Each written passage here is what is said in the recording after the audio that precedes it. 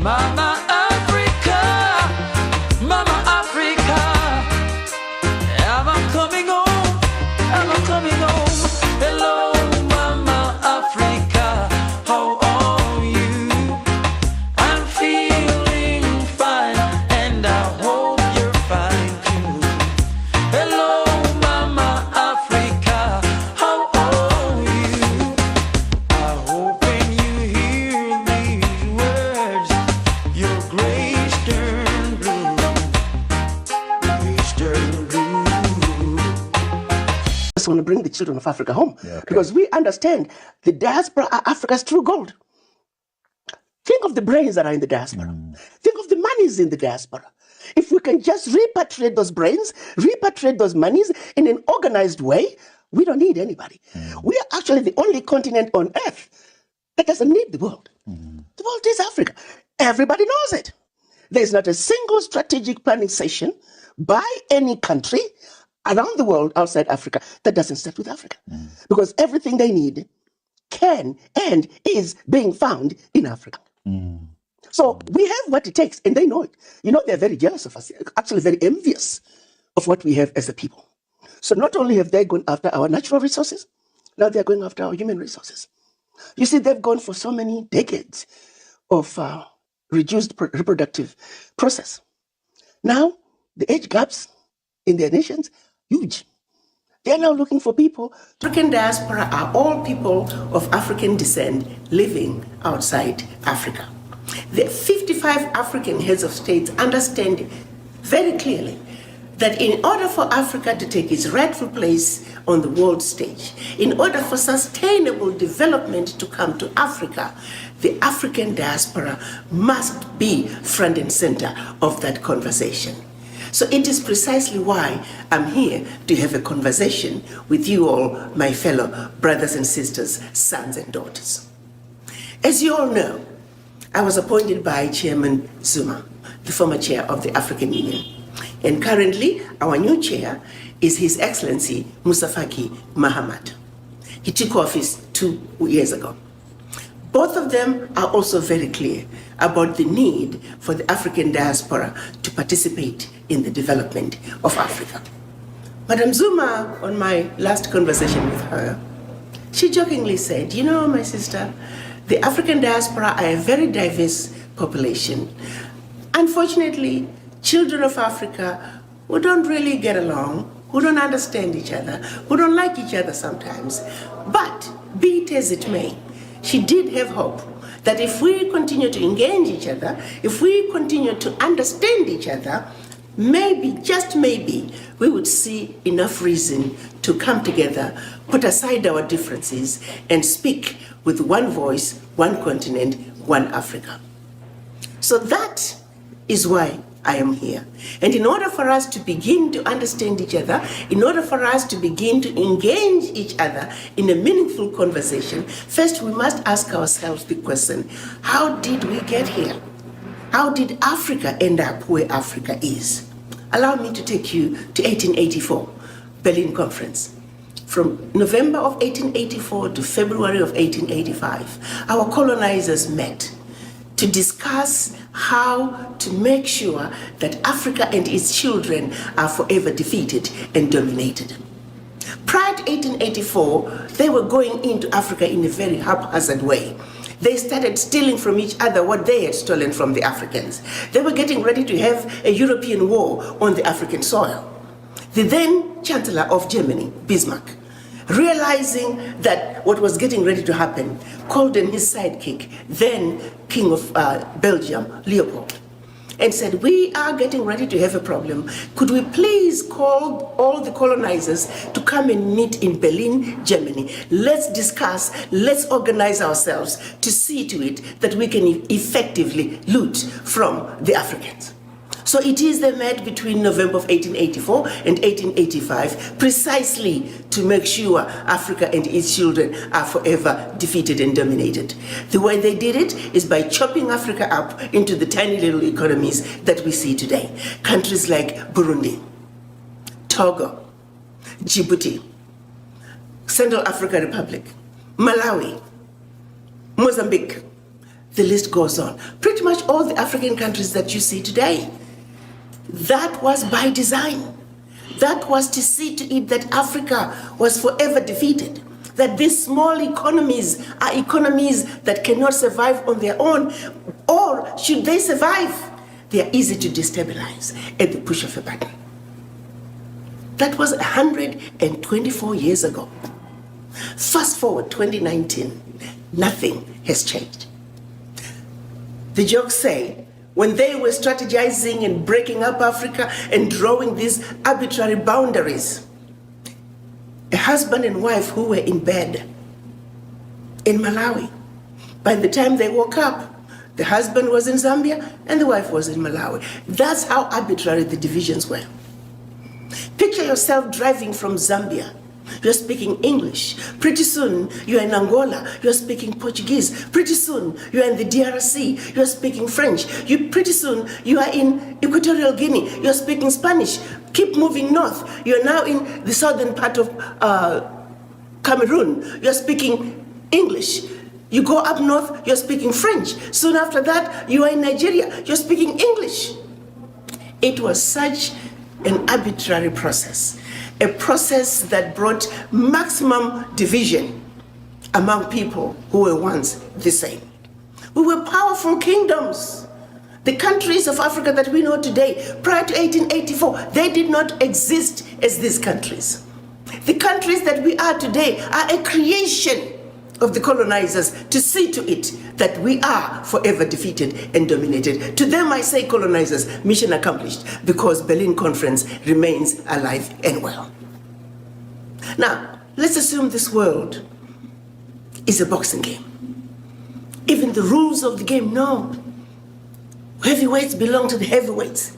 Middleweights belong to the middleweights. Lightweights belong to the lightweights. You don't take a lightweight boxer or a wannabe boxer and throw them in the same ring with the heavyweight. Well, African countries are not even lightweight boxers. They are wannabe boxers who are being put in the same boxing ring with heavyweights. You see, you got to understand that Burundi has the same sovereignty as China. Central African Republic has the same sovereignty as India. So when it comes to negotiating country to country, little Djibouti will stand next to China. Little Burundi will stand next to India.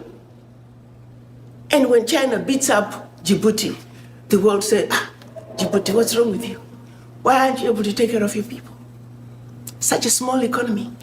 Its population is growing, but its land mass is not. Djibouti can only do so much. The small economies can only do so much.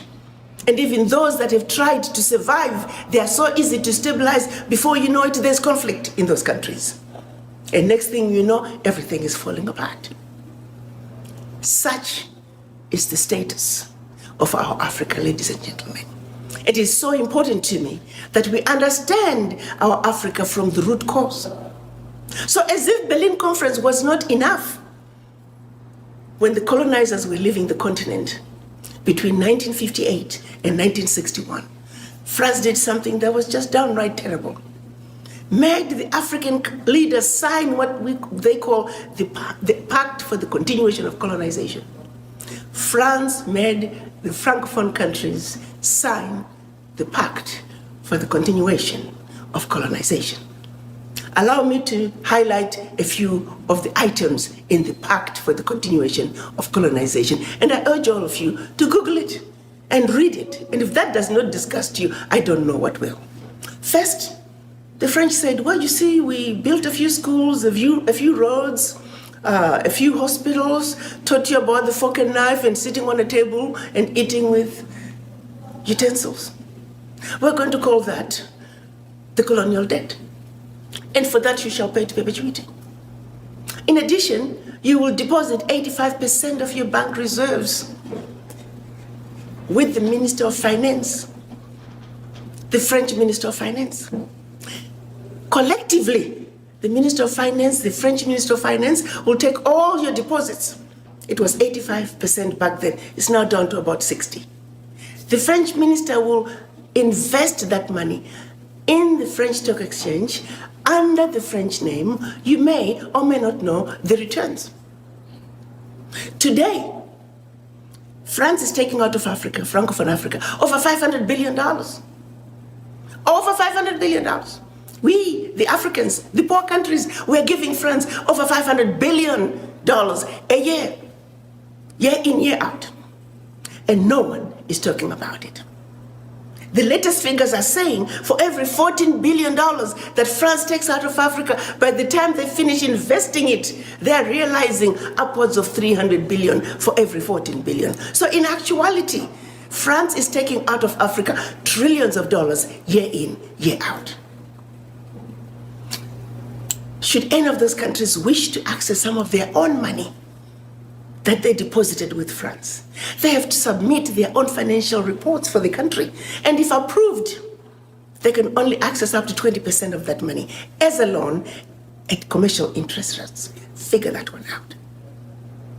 That is our reality. It gets better. They were also told that if you need any military equipment, you can only purchase it from France. Your military can only be trained by France. That France will have military presence in your own country and can invade you without notice should they feel French interests are being violated. Language of instruction shall be French.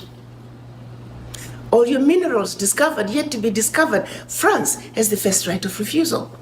All the contracts, big contracts, private and public, French companies have the first right of refusal.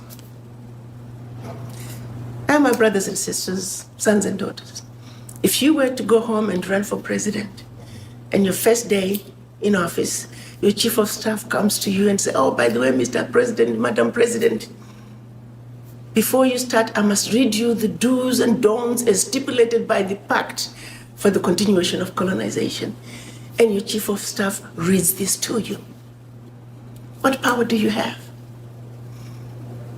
This is precisely what our colonizers wanted. To leave us in a position that no matter how hard we try, trying to get a leg up is mission impossible. But in those incidences that we're able to, regardless, because that's who we are as Black people, we're very easy to destabilize. Others might say, but Ambassador, why haven't the African leaders done something about this horrible pact? Well, they have. In the past, it's very well documented. Of the 60-something coups that took place in Africa, 7 of them are documented as having been orchestrated by France, and 7 of those involved an African leader being assassinated during a coup. And those coups were done precisely because those African leaders, those Pan-African leaders were trying to pull out of the Pact for the Continuation of Colonization. Now, there have been other coups that were created by just mercenaries who were running around trying to destabilize African countries, and always because the African countries would have discovered a natural resource. And they created those coups. So while the locals are fighting, thrown into a civil war, they will be siphoning that natural resource. We know the game now. We've seen them play the game. So it's not like there was no attempt to pull back. But the reality is, even now, when leaders have tried to push back on certain issues, next thing you know, there's conflict in that country. And who are they using for the conflict? Us. The people who are going to be toy-toying on the streets, it's us, the Africans.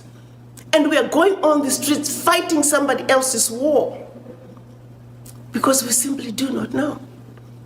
Let me bring it home, for example.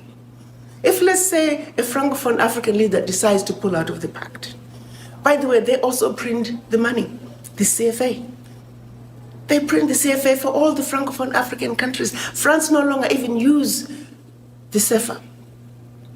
But they print it gladly for the African countries. France is using the euro. So if a leader starts wanting to be too smart, all they have to do is stop printing the money. And next thing you know, the locals are getting their paychecks, they're going to the bank, they line up, there is no physical cash. it's that easy to destabilize Africa. Food in most of the Francophone countries, close to 50% in some countries, the food is coming from France. If you start acting like you're too smart, they simply stop sending food. And before you know it, the shelves are empty. And the locals start demonstrating. And they'll be demonstrating and blaming the president. I am not saying our African presidents don't have any blames. Nobody's without blame. No country is perfect. No leader is perfect. I get that. But what I'm saying is, in order for us to make sure when we demonstrate, when we complain, we are complaining about issues that are truly matter to us, not issues that we are being thrown into because somebody else has a different agenda. They're basically throwing a shiny object in one direction, and we run after the shiny object when the real issue is over here. So what I'm talking about is like Africa is like a tree.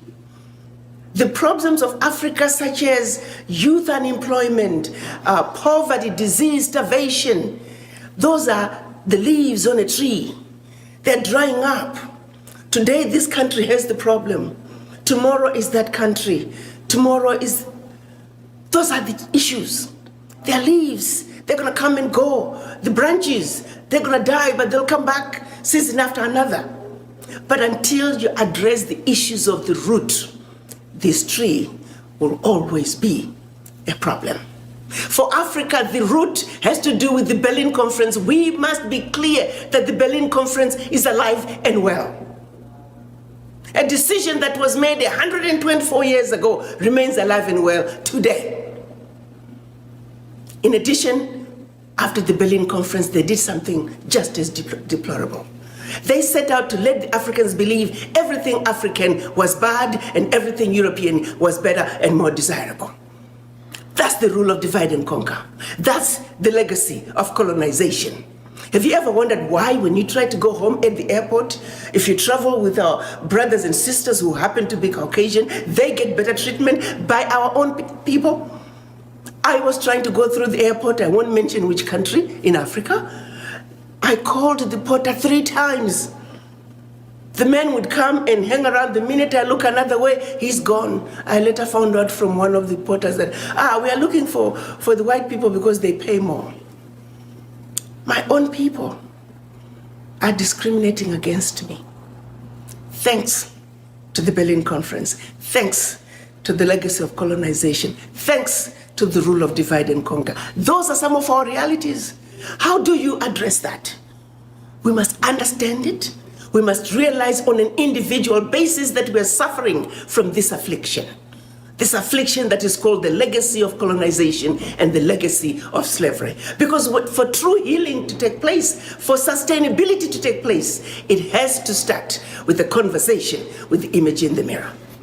So when it's all said and done, our understanding of what is really going on in Africa, what is really making Africa end up where Africa is where we need to begin.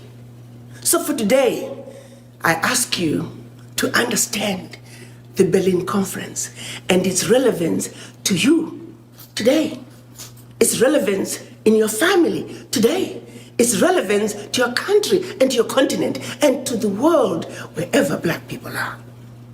So we got 2 issues, the legacy of slavery, the legacy of colonizations, 2 demons that we must fight, 2 afflictions that we must accept that we suffer from, and let's make every effort to defeat those demons within us in order for us to truly represent our Africa with full understanding of the issues. So as we look for a solution, our minds are clear and our minds are in the right place.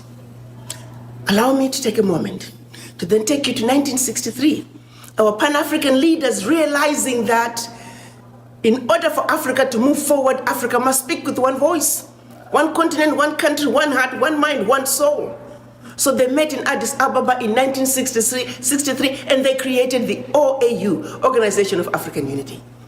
It was an attempt to regroup and undo the boundaries that were imposed upon us. Unfortunately, when they went to Addis Ababa, they were still divided. We had the Casablanca group who were Pan-Africanists who says African Union now, Africa for the Africans. But unfortunately, there were only 7 of them. Ghana, Guinea, Mali, Egypt, Morocco, Algeria, and Tunisia. And the rest of the African countries were the nationalists. They were the Monrovia group. They said, no, let's go slow. They won. We often say, when the Pan-Africanists lost in 1963, Africa lost. 55 years later, we're still going slow. All is not lost, however. Last year, 2018, our leaders came together in Kigali. They agreed on a decision which is now called the African Continental Free Trade Area.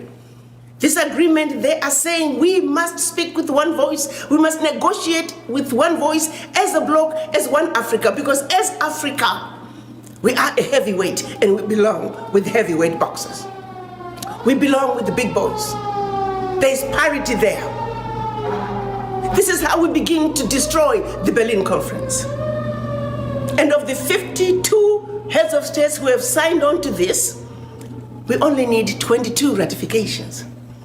I'm glad to tell you today that we're sitting at 21 ratifications.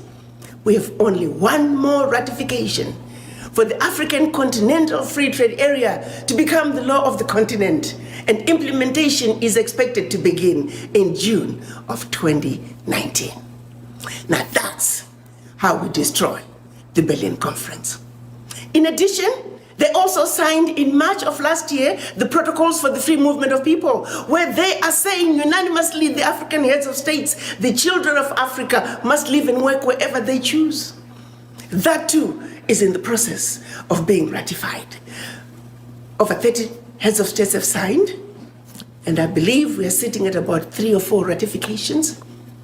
Already, regionally, the leaders are loosening the requirements to get into their countries.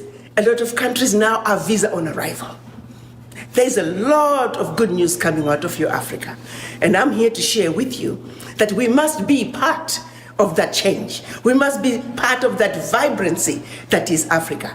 You see, everybody else around the world is strategizing on how to take advantage of this new Africa whose doors are swinging wide open. The only people who are not strategizing to move into your Africa and claim what is rightfully yours are us black people. Why can't we be like the rest of the other diaspora in this world? Ask for the voices of Indian diaspora, loud and clear. Chinese diaspora, loud and clear. Irish diaspora, loud and clear. Mexicans, Jews. But when you ask for the voices of the black people, you might as well go to the graveyard. We are missing in action. This is where we are not only failing ourselves, our children, our grandchildren, and generations to come. We have got to change this. We have got to come together just like other ethnic groups and speak with one voice. We must realize that our sheer survival depends on us coming together and speaking with one voice as, like I would like to say, the beautiful, intelligent, sophisticated, highly adaptable, and totally indestructible Mother Africa's children. You see, we as Africans, as the origin of humanity, the continent, the inheritors of the continent with everything and anything the world needs, we have every reason to stand on top of the highest mountain and proclaim to the world who we are, the indestructible children of Africa. Mother Africa is calling. I have no doubt in my mind that all of you, after having had a serious conversation with the image in the mirror, you are going to come together and with a united voice and in a resounding way, you shall let the world know that the children of Africa are going home. Let's sing the best melody the world has ever heard as we come together, not as 55 African countries, not as 1.27 billion Africans on the continent, not as 400 million blacks around the globe, but as children of one Mother Africa, singing in unison that beautiful melody as we waltz our way across the Atlantic back home to Africa. I thank you. from anybody. If you look at the billions of dollars France is getting out of Africa every year, and then the fraction that they give back to Africa in the name of aid, out of what I like to call loot.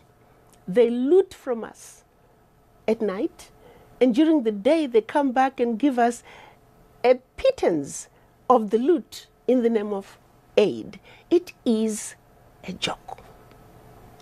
And how we Africans have tolerated this for centuries is sad. But you know, it's not too late. Right. We have got to change this situation. We have got to start benefiting from our God-given natural resources. And yet, if you look at our minerals, we get royalties. French companies swoop into Africa. They bring Frenchmen to come and work in the mines, any industry, in the oil rigs, and we get royalties, 12 to 15%. It's mind-boggling. But Africa becomes a playground.